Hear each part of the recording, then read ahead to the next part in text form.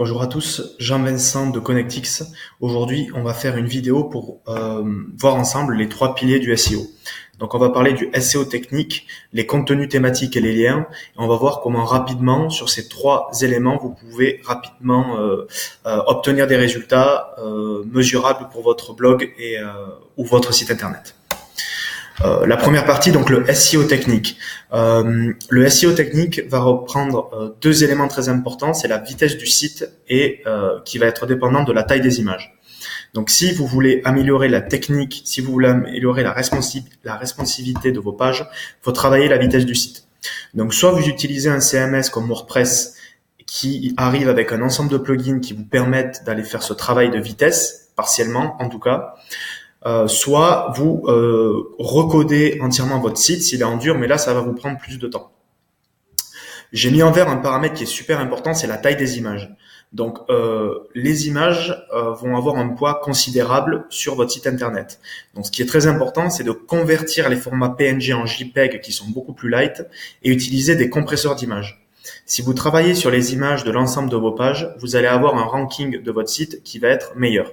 C'est ce genre de petites optimisations qui prennent quelques minutes, qui vont vous apporter du bon résultat sur le long terme. Dernière chose, aujourd'hui, les sites internet et les blogs, les pages web sont indexées sur mobile. Donc, c'est ultra important que vos pages soient bien indexées sur mobile. Pour ça, vous pouvez utiliser le Mobile Page Test de Google et le Google PageSpeed pour voir l'état de la vitesse du site et de la taille des images.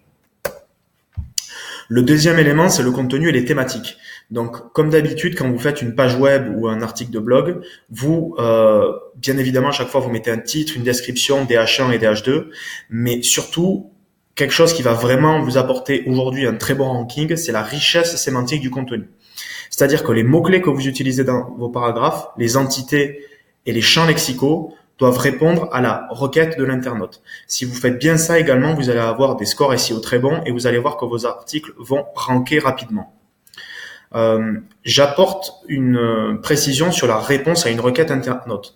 Trop souvent, on écrit des articles de blog ou des pages web qui ne répondent pas à une requête internaute. Or, quand vous faites du SEO, vous cherchez à acquérir une audience qui ne vous connaît pas. Donc, l'objectif, c'est de répondre à des questions du type « Comment améliorer mon référencement ?» Être premier sur ce genre d'article pour que les gens qui cliquent sur ça soient redirigés sur votre site. Si vous faites des contenus pour éduquer vos clients ou vos prospects qui vous connaissent déjà, on va être plus sur du content marketing. C'est légèrement différent, ça rentre dans la création de contenu, mais ce n'est pas tout à fait du SEO. Sachant qu'aujourd'hui, écrire des articles de blog, en fait, pour que quand Google crawl votre site internet, ils comprennent votre activité, c'est extrêmement bon pour votre SEO. De plus, ces articles de blog vont également aider votre audience à créer un lien avec votre activité, avec votre marque, avec votre business. Dernière chose aujourd'hui qui a un rôle très important, ce sont les paramètres du X. Donc que ce soit le nombre de partages sur les réseaux sociaux de votre page, que ce soit le temps passé sur la page par l'utilisateur, ou que ce soit la richesse et la diversité des contenus, par exemple images, vidéos et textes, c'est vraiment des paramètres que Google prend en compte dans le ranking.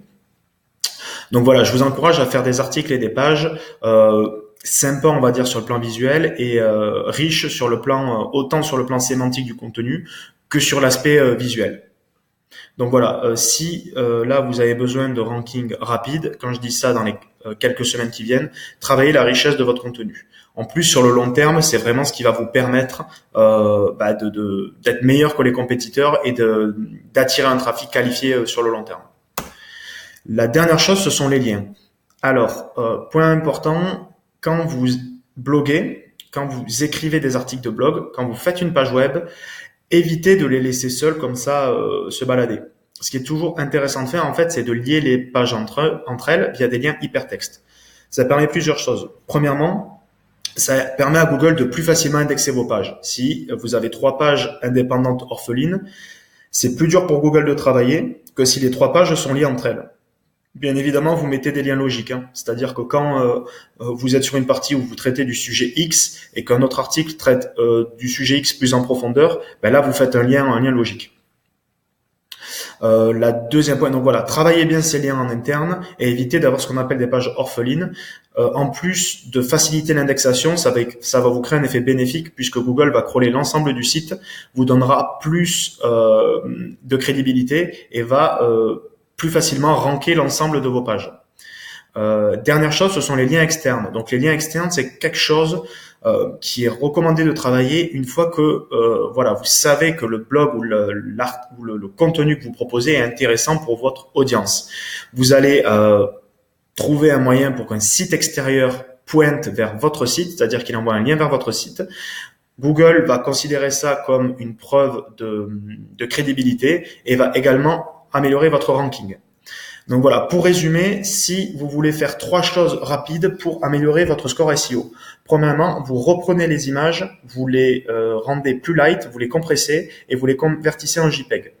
Deuxième chose, vous améliorez la richesse du contenu avec un champ lexical et des mots-clés et des entités plus pertinentes sur la requête que vous souhaitez traiter. Et dernière chose, vous liez les pages entre elles pour éviter d'avoir des pages orphelines. Voilà, j'espère que cette vidéo va vous apprendre ou vous aider à comprendre un peu mieux le référencement, le SEO.